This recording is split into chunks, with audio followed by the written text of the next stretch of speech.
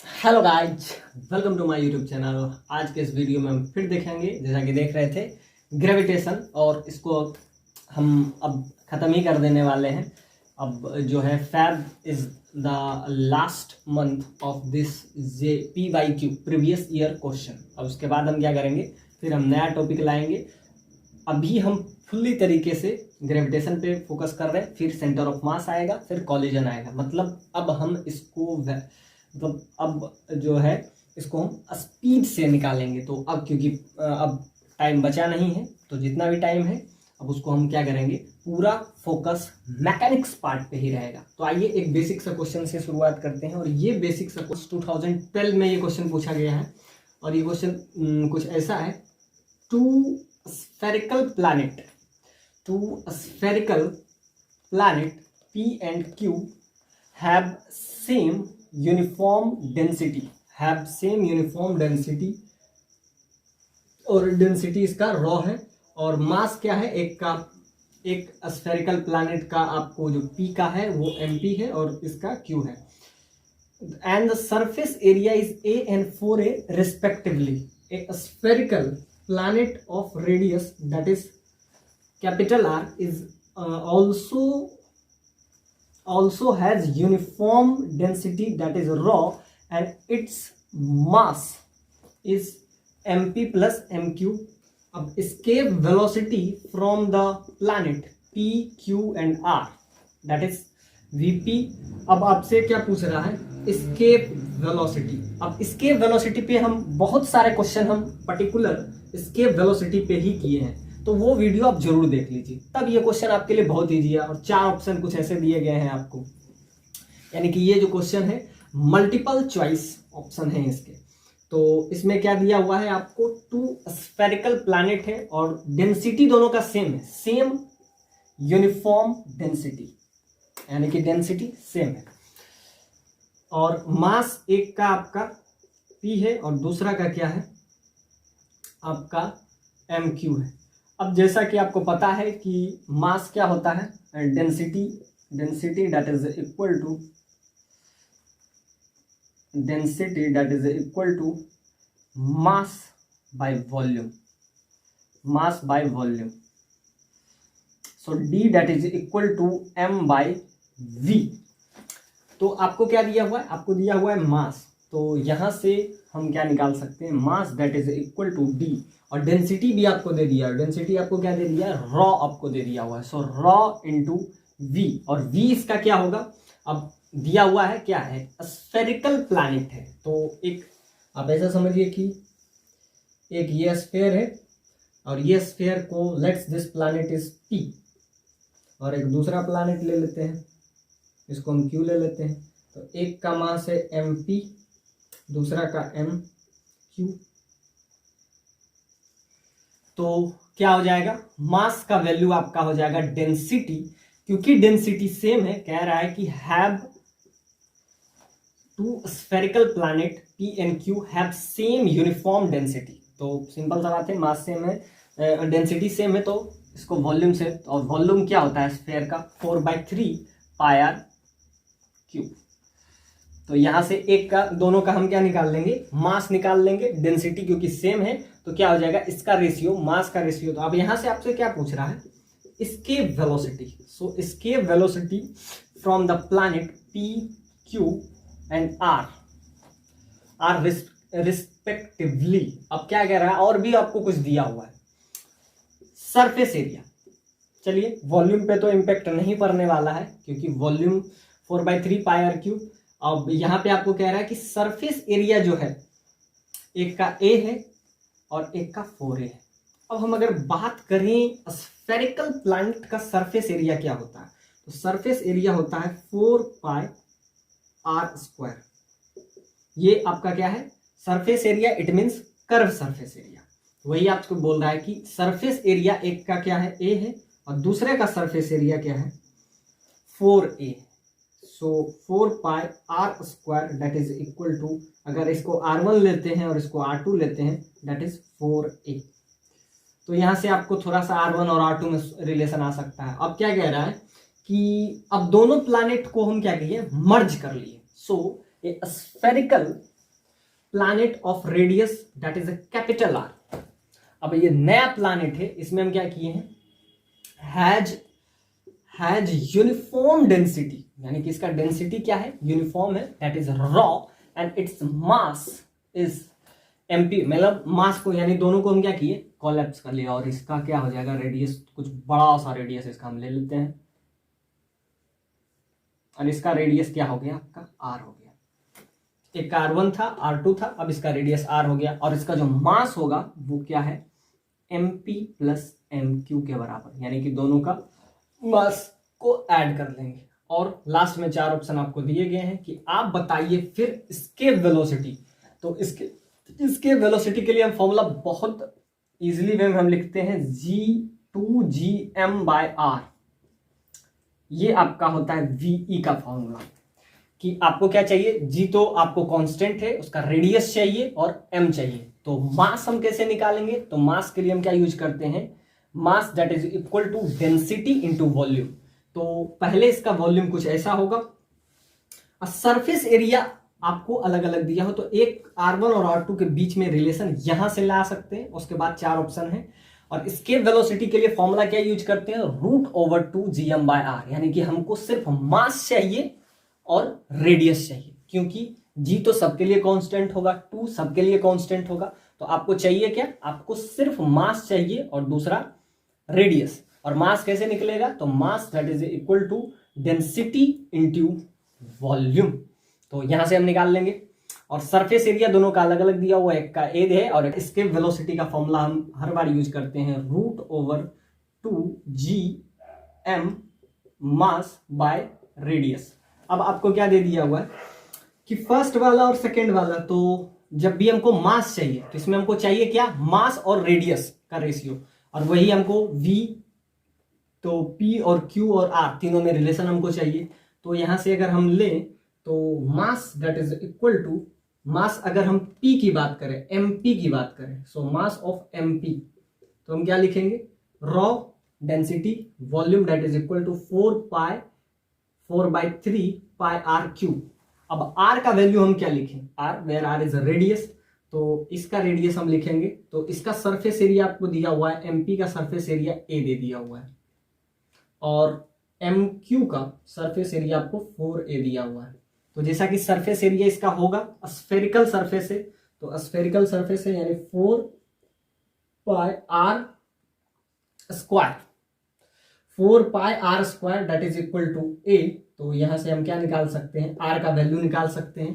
तो r का value यहां से आपका क्या हो जाएगा, तो यहां से आपका हो जाएगा that is equal to a/4π का पावर 1/2। तो ये आपका रेडियस हो जाएगा, बस इसमें पुट कर देंगे। सो मास ऑफ ए, तो मास के लिए क्या होता है, mass that is equal to density into volume, और वॉल्यूम क्या होता है 4/3 पाई r क्यूब। तो r का वैल्यू क्या आ गया, क्योंकि आपको क्या दिया हुआ है, सरफेस एरिया भी आपको दे दिया हुआ है कि सरफेस एरिया, तो वैसे भी एक स्फेयर का सरफेस एरिया क्या होता है, एक स्फेयर का सरफेस एरिया आता है 4/4 पाई r स्क्वायर। स्फेयर का surface area it means curve surface area, curve surface area. तो कर्व सरफेस एरिया क्या होगा, तो सिंपल सा बात है, कर्व सरफेस एरिया आपका क्या हो जाएगा 4πr²। तो यहां से r का वैल्यू बस यहाँ पे पुट कर देंगे, तो r का वैल्यू हम क्या लिख सकते हैं, a दैट इज बाई 4π का पावर 1/2। तो ये आपका आ गया मास आ गया। तो यहां से हम क्या निकाल सकते हैं, escape velocity for p that is equal to √2g, मास का वैल्यू क्या आ गया, रॉ इंटू 4/3 पाई, और क्या हम लिख सकते हैं, pi r cube that is a by 4 pi का पावर 1/2। ये आपका आ गया escape velocity। और रेडियस, तो इसका रेडियस हम क्या लिख सकते हैं, so radius that is equal to a by 4 pi का पावर 1/2 है। तो इसका ये आपका आ जाएगा, तो ये आपका कैंसिल हो जाएगा। तो यहां से आपका क्या आ जाएगा, सिंपली यहां से आपका क्या आ जाएगा, रेडियस का वैल्यू। ऐसे ही हमको फिर q का निकालना है, सिमिलरली वी यूजिंग q। यही वाला फॉर्मूला उसमें भी हम यूज करेंगे। तो ये आपके P के लिए आ जाएगा, तो इसको हम क्या लिख सकते हैं, VP का वैल्यू, तो मास इंटू, तो ये 1/2 कैंसिल हो जाएगा। आपसे बस यही पूछ रहा है कि कौन कितना ज़्यादा है, तो यहाँ से आपका क्या आ जाएगा, √2G, और यहाँ पे आपका रॉ आ गया, और यहाँ 4/3 पाई, तो यहाँ से आपका वैल्यू कुछ ऐसा आ जाएगा, डिवाइडेड बाय, तो ये तो कैंसिल हो गया, बस इतना ही आ गया, तो ये P का आ गया। तो ऐसे ही हम अगर Q का निकाल लें और तीनों में कंपैरिजन कर लेंगे, तो यहाँ से अगर हम P का ये आया तो Q का क्या हो जाएगा, सिमिलरली वही होगा, बस थोड़ा सा चेंज आएगा, क्योंकि उसका रेडियस जो होगा, इसका रेडियस आप कैपिटल R नहीं ले ले, ये आप R1 ले ले, स्मॉल r, इसका रेडियस आप स्मॉल r ले ले तो सही रहेगा। तो यहाँ से अगर हम स्मॉल r ले लें तो ये आपका कुछ ऐसा आ जाएगा, तो A/4 पाई, तो यहाँ पे आपका 3/2 हो जाएगा। तो यहाँ से अगर ये कैंसिल करें तो VP का वैल्यू आपका क्लियरली आ जाएगा √2G, और यहाँ पे क्या रॉ, और यहाँ से आपका क्या हो जाएगा, पाई तो रहेगा ही, और यहाँ पे क्या हो जाएगा, इसका square that is equal to A/4 pi, इसका क्या हो जाएगा, स्क्वायर हो जाएगा, क्योंकि 1/2 अगर कैंसिल हुआ तो यहाँ से क्या बच जाएगा, सिंपली 1/2 कैंसिल हो गया, तो 2 दैट इज इक्वल टू 1, ये आपका आ गया। तो ये आपका आ गया VP का वैल्यू। ऐसे ही हम अगर Q का वैल्यू निकालते हैं तो उसका रेडियस क्या आ जाएगा, तो उसका रेडियस आ जाएगा A/4 पाई, 4A/4 पाई का पावर 1/2, ये आपका क्या हो जाएगा, अगर इसका R1 ले लेते हैं और ये आपका R2 अगर हो गया, तो इसमें फिर हम लिखेंगे 2G mass P raw, mass into volume, volume that is 4/3 pi RQ, और R का वैल्यू यहां से कैंसिल हो जाएगा। इस बार आपका क्या हो जाएगा, A/पाई का पावर 3/2 एग्जैक्टली रेडियस। फिर अगर हम इसमें लिखेंगे तो यहां से आपका क्या हो जाएगा, A/पाई का पावर 1/2, तो फिर ये स्क्वायर बच जाएगा यहाँ से। और लास्ट में आपको क्या पूछ रहा है, Q का। सो Q का क्या हो जाएगा, तो Q का मास, दोनों का मास हम क्या कर लेंगे, ऐड कर लेंगे। तो सिंपल सा बात है कि इसमें अगर ऐड कर लेंगे मास, तो आपसे पूछ रहा है किसका वैल्यू ज्यादा होगा, तो ऑब्वियसली B में, B is right answer for R, that is equal to √2GM/R, और इसका रेडियस तो आपको पर्टिकुलरली R दिया हुआ है। तो मास कैसे निकालेंगे, तो मास क्या हो जाएगा, इन दोनों का मास को ऐड कर देंगे, तो इसका रॉ यानी कि इसका मास और इसका मास, दोनों का मास हम क्या कर लेंगे, सिंपली ऐड कर देंगे। तो अगर हम ऐड करते हैं तो क्या हो जाएगा, mass of P plus mass of Q that is equal to mass of R। अब इसका मास क्या हो जाएगा, रॉ तो सेम ही है 4/3 पाई R3, और R के लिए हम क्या यूज किए थे यहाँ पे, तो दैट इज इक्वल टू, इसको कुछ देर के लिए हम क्या ले लेते हैं, सपोज दैट A/4 पाई को हम क्या ले लें, सपोज दैट इसका वैल्यू हम ले लें स्मॉल r। तो अगर ये स्मॉल r है, सपोज दैट इसका वैल्यू हम स्मॉल r ले लेते हैं, बाकी 1/2 से 1/2 कैंसिल अगर हुआ तो यहाँ पे क्या हो जाएगा, पावर q है, तो 1/2 अगर कैंसिल हो गया, हाँ, तो ये इसको अगर हम सपोज दैट इस कांस्टेंट को हम r ले लें, तो ये अगर r है तो इसको हमको क्या लेना पड़ेगा, तो अगर ये r है तो ये अपने आप क्या हो जाएगा, 2r हो जाएगा, क्योंकि इसका वैल्यू क्या है, A/4 पाई, और ये आपका क्या है, A/ सिंपली पाई है। अब इसका वैल्यू अगर हम क्या लिखते हैं, A/4 पाई का वैल्यू अगर हम लेते हैं 1/2, तो यहां से क्या हो जाएगा, इसको अगर हम सपोज दैट इसको हम स्मॉल r ले लिए 4 पाई को, और इसका क्या है, इसके पावर 1/2 को 4 पाई लिखे, तो 4 बाहर आ जाएगा, 4 जब बाहर आ जाएगा तो 1/2 A/ पाई को हम क्या ले लेंगे। अब ये सिंपली मैथमेटिक्स है, इसमें यूज है नहीं, फिजिक्स का बस इतना ही रोल था, √/GM/R, बस इतने। अब ध्यान से देखिए, ये अगर r है तो यहाँ इसका रेडियस क्या हो जाएगा, और इसको हम क्या ले लिए, इसको अगर हम ले लिए हैं सपोज दैट, इसको अगर हम r ले लिए तो ये इसका क्या हो जाएगा 2r, यानी कि एक का रेडियस अगर r है तो दूसरा का रेडियस अपने आप क्या हो जाएगा 2r हो जाएगा, क्योंकि 1/2 से ये क्या हो गया डिवाइड हो गया। सो यहां से हम क्या लिख सकते हैं, इसका वैल्यू हम लिख सकते हैं 2r। So a/π that is equal to 2r simply.